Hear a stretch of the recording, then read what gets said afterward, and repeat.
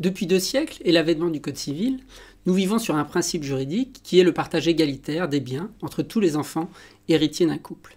Parallèlement à cette réalité, nous vivons sur l'idée que les gens, les familles, sont attachés à la transmission et à la préservation des patrimoines familiaux d'une génération à l'autre. Il y a entre le partage égalitaire, la division des patrimoines et l'idée de leur conservation d'une génération à l'autre, quelque chose d'un peu contradictoire, d'un peu inconciliable. Et c'est sur cette chose contradictoire que je voudrais m'interroger dans cette intervention. L'objectif de cette présentation, c'est au fond de comprendre si c'est bien l'attachement à la terre et au patrimoine familial qui explique le comportement des individus lorsqu'ils vont chez le notaire pour faire un testament ou une donation. Pour cela, je m'intéresse à une région précise, la Normandie, entre le XVIIIe et le XIXe siècle. Pourquoi cette région? Parce qu'elle connaît un grand changement de son système juridique avec la mise en place du Code civil.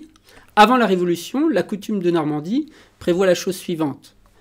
Héritage partagé de manière égale entre les garçons et parallèlement, exclusion des filles de l'héritage. Le Code civil transforme complètement la situation puisque les filles, maintenant, elles aussi ont le droit de participer à l'héritage de leurs parents.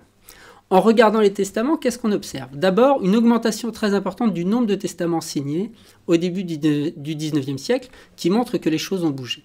Mais quand on regarde les clauses du testament, on ne voit pas des systèmes pour avantager les garçons et préserver les intérêts du patrilignage, comme dans la Normandie coutumière, mais au contraire, on voit se mettre en place un système de clauses qui permettent à la femme ou au mari survivant dans le couple de conserver de bonnes conditions d'existence. On a des systèmes d'usufruit à l'égard du conjoint survivant.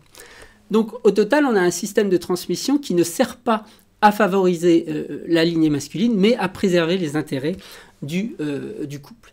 De cela, je tire comme conclusion que finalement, la lecture du système de transmission par l'attachement aux biens de famille, par l'attachement à la terre, n'est pas forcément la bonne clé de lecture pour comprendre les comportements des individus dans ces sociétés anciennes et jusqu'à une époque relativement récente.